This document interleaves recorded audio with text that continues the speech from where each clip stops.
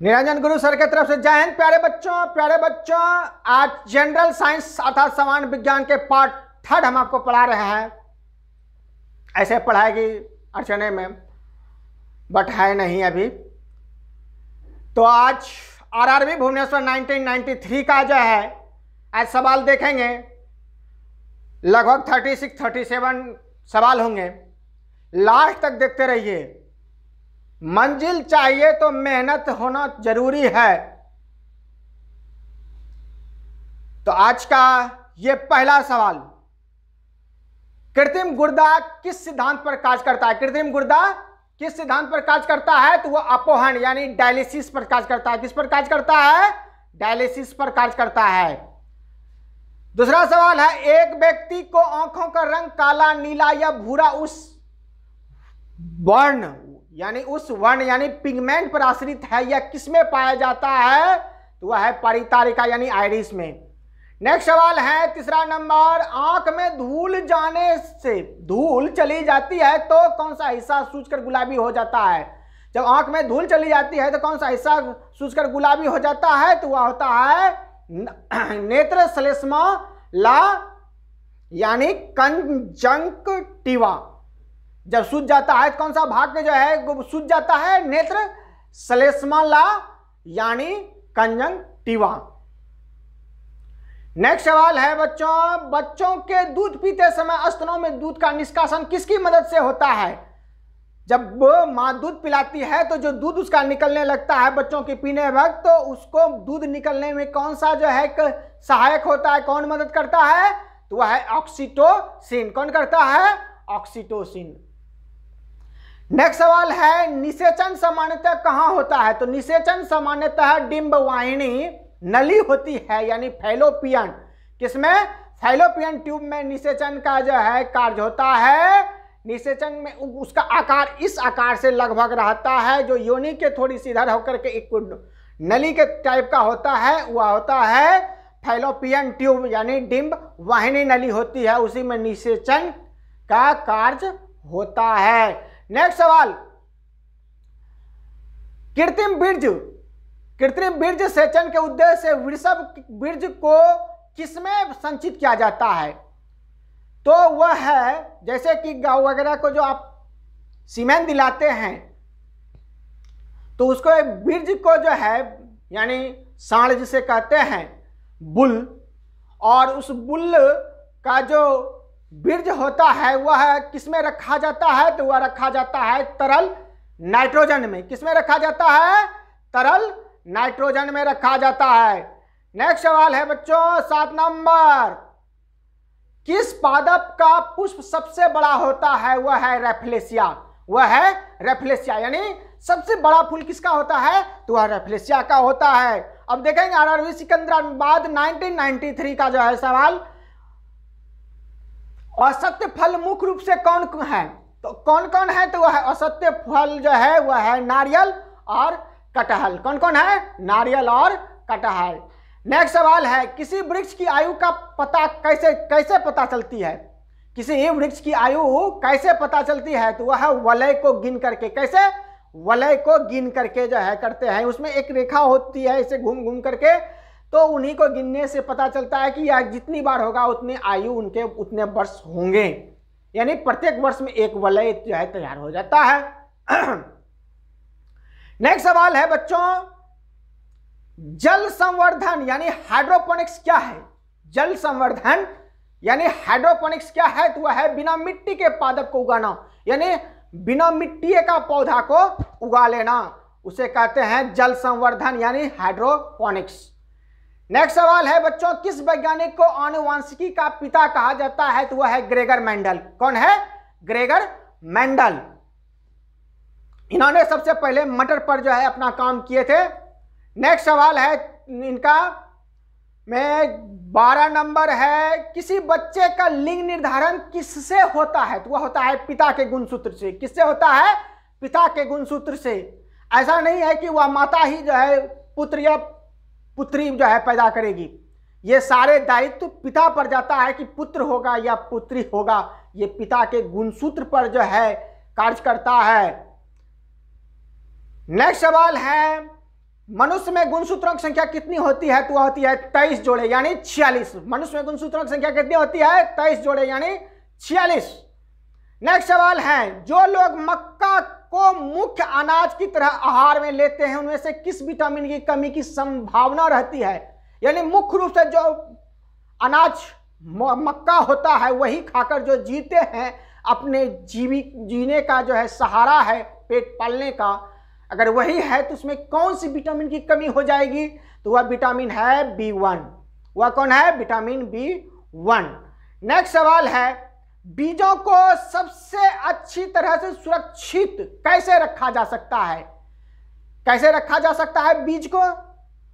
तो वह रखा जा सकता है ठंडी और शुष्क परिस्थिति में। कैसे रखा जा सकता है? ठंडी और शुष्क परिस्थिति में।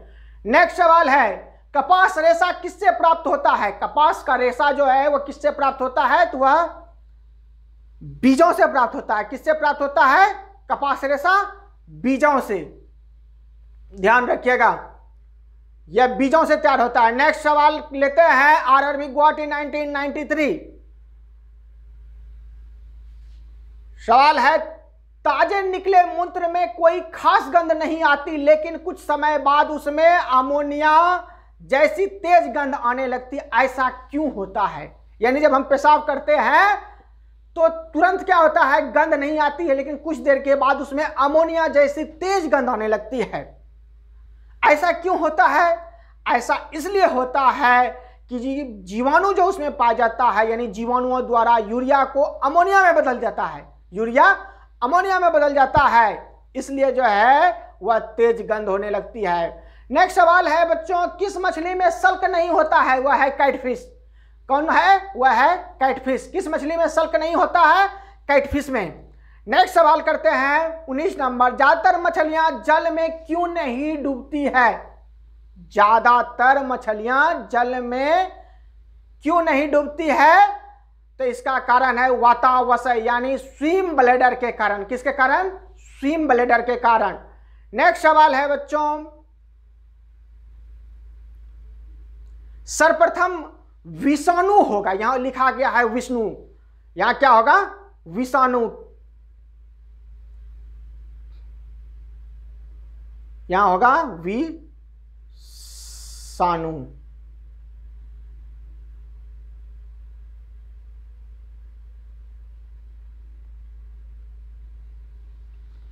सर्वप्रथम विषाणु को शुद्ध क्रिस्टलीय रूप में किस वैज्ञानिक ने अलग किया है? तो वह है WM स्टेनलिन। कौन है? विषाणु को अलग करने वाले, वायरस को अलग करने वाले सबसे शुद्ध क्रिस्टलीय रूप में वह है WM स्टेनले।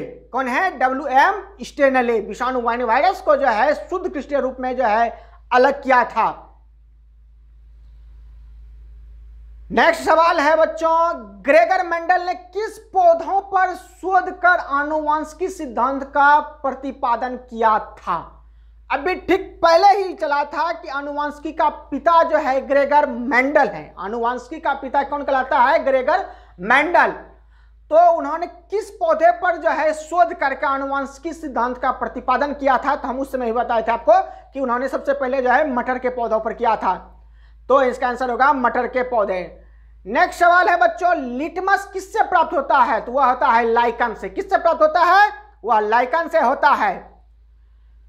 आरआरबी रांची 1993 का जो है सवाल अब देखेंगे। 23 नंबर सवाल है बच्चों, मलेरिया के उपचार की दवा किस स्रोत से प्राप्त किया जाता है? मलेरिया के उपचार की दवा किससे प्राप्त किया जाता है? वह है सिनकोना वृक्ष से। किससे? सिनकोना वृक्ष से मलेरिया के उपचार की दवा तैयार की जाती है। नेक्स्ट सवाल, अफीम जो एक पादप उत्पाद है यह किससे प्राप्त होता है? तो वह होता है सूखे लेटेक्स से। अफीम किससे होता है? सूखे लेटेक्स से। सूखे लेटेक्स से क्या हमें मिलता है? अफीम का उत्पादन होता है। नेक्स्ट सवाल है, वाणिज्यिक यानी कॉमर्शियल काम किसके छाल से प्राप्त होते हैं? तो वह है वलुत यानी ओक। वाणिज्यिक यानी कॉमर्शियल काम किसके छाल से प्राप्त होता है? वलुत यानी ओक। नेक्स्ट सवाल है, पश्मीना बकरी किस नस्ल से प्राप्त होती है? पश्मीना बकरी किस नस्ल से प्राप्त होती है? वह है चंगथंगी। किस नस्ल से प्राप्त होती है पश्मीना बकरी? चंगथंगी से। नेक्स्ट सवाल है बच्चों, मवेशियों में बांझपन किस रोग के कारण होता है? मवेशी में बांझपन किस रोग के कारण होता है? तो वह वेंग रोग होता है। वह कौन सा? बेंग रोग होता है। बेंग रोग होता है जिसके कारण मवेशी में बांझपन जो है रोग आ जाता है, वह बच्चे का जन्म नहीं करने लगते हैं। नेक्स्ट सवाल है, अधिकांश शराब पीने वाले लोग अधिकांशतः किस बीमारी से मरते हैं? शराब ज्यादा ना पिए, इसका अर्थ यही हुआ। शराब तो पीना ही नहीं चाहिए। हमारे बिहार में भाई शराब पर प्रतिबंध लगा दिए हैं, इसलिए शराब पीना स्वास्थ्य के लिए हानिकारक है। तो यहां है अधिक शराब पीने से अधिकांशतः जो है कि किस बीमारी से मरते हैं लोग? वह सूत्रण रोग से मरते हैं। किससे? सूत्रण रोग, यानी उसको कहते हैं इंग्लिश में सिरोसिस। उसको क्या कहते हैं? सिरोसिस। सूत्रण रोग होता है, सिरोसिस। नेक्स्ट सवाल है, राइबोसोम किसका कार्य करती है? राइबोसोम किसका कार्य करती है? यह प्रोटीन संश्लेषण का कार्य करती है। किसका कार्य करती है राइबोसोम? यह प्रोटीन संश्लेषण का कार्य करती है। नेक्स्ट सवाल है, मरुस्थल में उगने वाले पौधे क्या कहलाते हैं? वह मरुद्भिद कहलाते हैं। वह क्या कहलाते हैं? मरुद्भिद कहलाते हैं, यानी जीरोफाइट कहते हैं। मरुस्थल में उगने वाले पौधे को क्या कहते हैं? मरुद्भिद, यानी जीरोफाइट कहते हैं। नेक्स्ट सवाल है, आरआरबी कोलकाता 1994 से भोपाल में 1984 में जो गैस लीक हुई थी वह कौन सी गैस थी? वह मिथाइल आइसोसाइनाइड गैस थी। कौन सा था? मिथाइल आइसोसाइनाइड गैस जो है लीक हुआ था, जिसके कारण बहुत सारे लोग जो है उसमें बर्बाद हो गए थे, मर गए थे। वह MIC भी उसे कहते हैं। नेक्स्ट सवाल है, भैंस के मुख्य नस्लें कौन कौन हैं? भैंस का मुख्य नस्ल कौन कौन सा है? वह है मुर्रा, सुरती, मदवाड़ी, जाफराबादी और मेहसाना। मुर्रा, सुरती, मदवाड़ी, जाफराबादी और मेहसाना, ये भैंस के नस्ल हैं। कौन किसके हैं? भैंस के। नेक्स्ट सवाल, बकरी पर केंद्रीय अनुसंधान संस्थान की स्थापना कहाँ की गई है? बकरी पर, तो ये बकरी जो है ये उत्तर प्रदेश के मथुरा के पास मखदूम में जो है इनकी स्थापना की गई है। बकरी केंद्रीय पर जो है केंद्रीय अनुसंधान संस्थान, यह है उत्तर प्रदेश के मथुरा के पास जो है मखदूम में। नेक्स्ट सवाल है बच्चों, ईंट पर राष्ट्रीय अनुसंधान केंद्र कहां है? वह है जोरवीर, बीकानेर में। कहां है? वह है जोरवीर, बीकानेर में। नेक्स्ट सवाल है, दालचीनी कहां से प्राप्त होती है? दालचीनी एक छाल से प्राप्त होने का चीज है। आप देखते होंगे भोजन में इसे लिया जाता है। तो दालचीनी कहां से प्राप्त होते हैं? तो छोटे से सदाहरित वृक्ष के छाल से ये प्राप्त होते हैं। किससे होते हैं दालचीनी प्राप्त? सदाहरित, छोटा सा सदाहरित वृक्ष के छाल से तैयार किए जाते हैं ये। नेक्स्ट सवाल है, मसाला की रानी किसको कहा जाता है? मसाला की रानी किसको कहा जाता है? वह है इलायची। वह है कौन? इलायची। नेक्स्ट सवाल है बच्चों, फूलों के संवर्धन के विज्ञान को क्या कहते हैं? वह कहते हैं फ्लोरिकल्चर।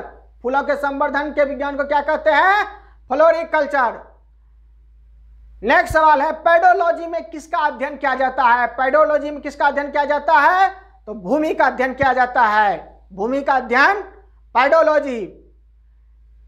नेक्स्ट सवाल है, सिस्टेमा नेचर किसकी पुस्तक है? सिस्टेमा नेचर किसकी पुस्तक है? वह है लिनियस की। वह किसकी पुस्तक है? सिस्टेमा नेचर, लिनियस की। यानी लिनियस के जो है लेखक महोदय के जो पुस्तक है उनका नाम है सिस्टेमा नेचर। तो अब जो है नेक्स्ट वीडियो